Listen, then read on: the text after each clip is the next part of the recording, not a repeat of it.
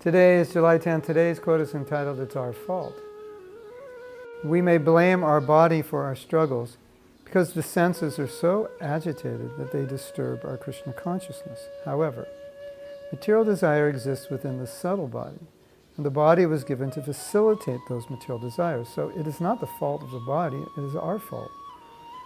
After all, pure devotees also have bodies but are not disturbed by them.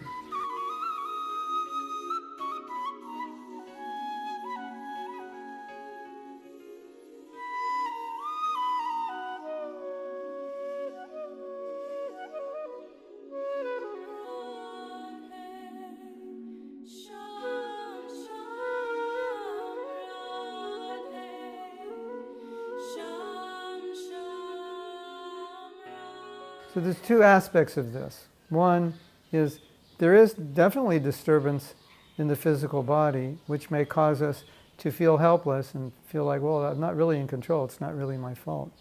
But the point is, the physical desires are manifestation of the subtle. And you might say, well, my body is very agitated in a particular way, or I get very angry, or very sexually inclined, or very greedy, or whatever.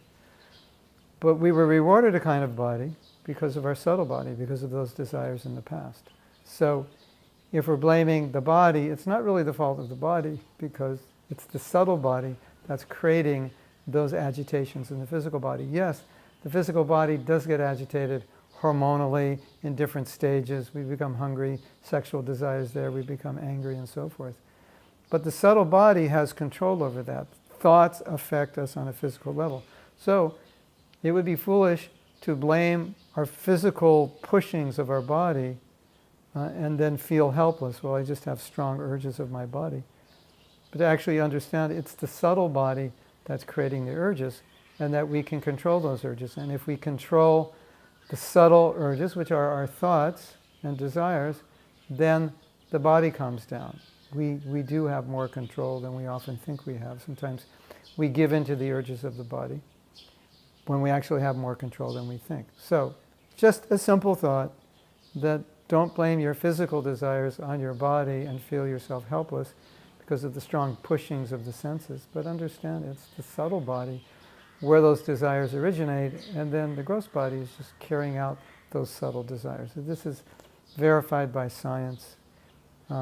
Men particularly know if they have sexual thoughts, it will disturb them on a gross sexual level. So mind is affecting the physical, and so then we can't just blame the body and say, oh, my body has sex desire. No, it's not exactly like that.